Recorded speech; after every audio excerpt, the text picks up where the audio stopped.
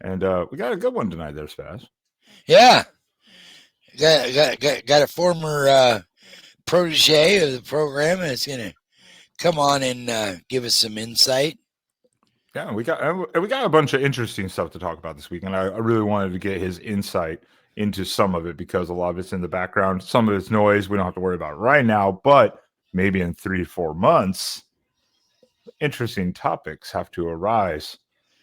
So we appreciate his time, but welcome in.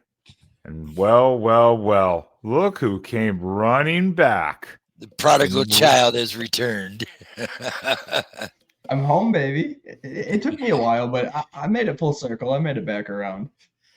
Yeah. How you doing? How are you doing, Derek? It has been a while. Yeah, it has been a while. It's been good, you know. Got things kicked off over at High Top, so that's been a pretty fun adventure. I see you guys took your adventure your own way, and I'm psyched about the intro. Let me get that out there. I didn't get to see that ahead of time, so I'm seeing it for the first time. Probably just like what, LOL. Please do hit the like and subscribe. Consider doing it. It helps us a lot. We got a lot to get into tonight, and obviously you have a limited amount of time. So I wanted to get your take because obviously Spaz and I just talk amongst ourselves. We've had Spencer McLaughlin on and stuff, but now we've had the Northwestern game happen. What is your take personally on the season so far? Like, what is your biggest takeaways? Yeah, I think, if you go back and you were to tell us before the season started that Oregon was going to handle business against Montana State the way they did, same against Oklahoma State. I mean, I don't care who you play. If it's a P4 program, I mean, and you're beating them by 66 points or whatever the case is, you're doing something right. And then Northwestern comes, right? And I think that's one of the games we looked at early on in the schedule and we identified, okay, we're traveling a couple time zones. It's a very early kick, here in the central time zone, it's an 11 a.m. kick. For you guys over on the West Coast, it's a 9 a.m. kick. So that's pretty, West Coast teams don't fare super well jumping those time zones like that. So I think for Oregon to go over there, kind of handle business the way they did, albeit it wasn't the prettiest thing you've ever seen.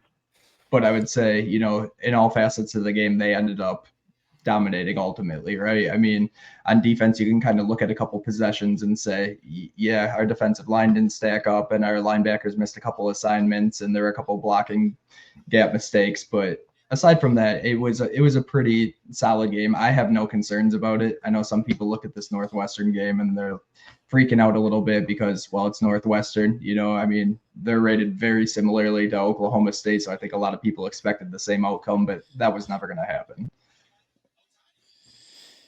No, if you're not going to give us any juice to go after you, Dan's going to pull off the brakes early and gently bring you back to the ground. Well, that's actually a note underneath my season so far was after that game, because I don't know how many players played at Oklahoma State because the travel roster is different than like at Autzen, where they literally said they played 81 players, which is ridiculous.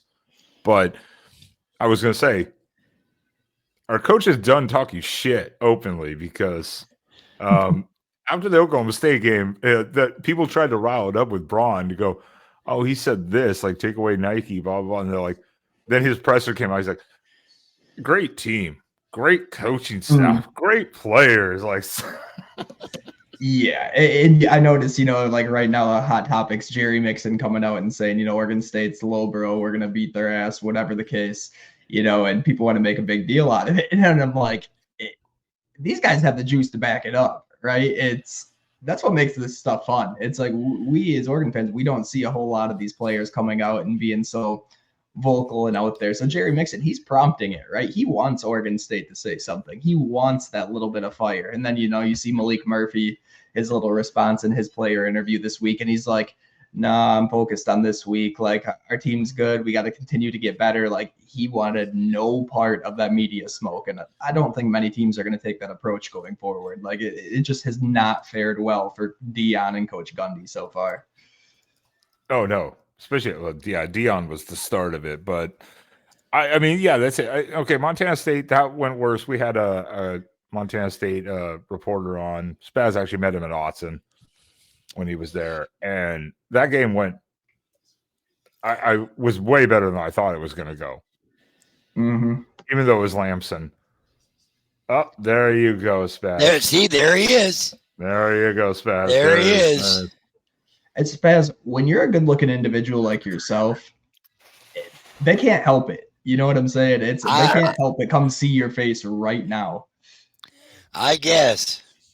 Well, here you go, Spaz. My hands are up. I think we can confirm it's not me. That's what I said to him earlier. I was like, well, actually, if they show up while you're here, that will pretty much, I guess, confirm. Now, if you left and then they popped up, I'd be like, nah, now he's bullshitting you. Well, there we go, man. Sorry. I think I'm out of the picture. Oh, Spaz is so disappointed. Sorry, buddy. Yeah, well, I think that only leaves me to one person left now that it could be. It's fair. Keep It's that got to secret. be. Keep it a secret. Keep it a secret. It's got to be somebody from the East Coast. Yeah, don't let them on to that you know who they are.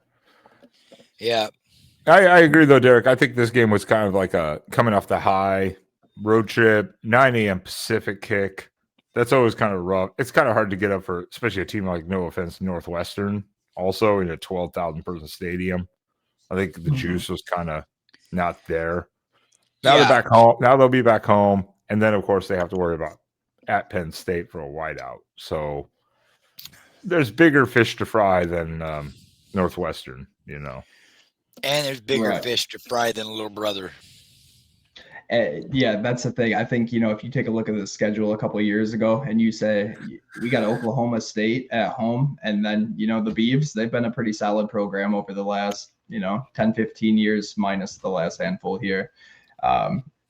Like you look at the schedule and say, we got some competition, and it's just not the case. I mean, Montana State, they're going to continue to do their thing in the FCS. They're a respectable program. But let's be real, they're not the same caliber that Oregon is. And Oklahoma State and Northwestern, just on paper, it didn't make any sense for it to be close. And then obviously, Coach Gundy adding a little fuel to the fire that made for a pretty eventful Saturday in Eugene. Yes. Oh, and that's it. That game, the Oklahoma State game, had been on the schedule for, I think it was like at least like eight years or something like that. And that seemed like a really good home and home type of matchup. And then, Oklahoma State fell off the face of the planet the last like 3 to 4 years. Yeah. After Spencer Sanders left, it was kind of over for Oklahoma State. Yeah.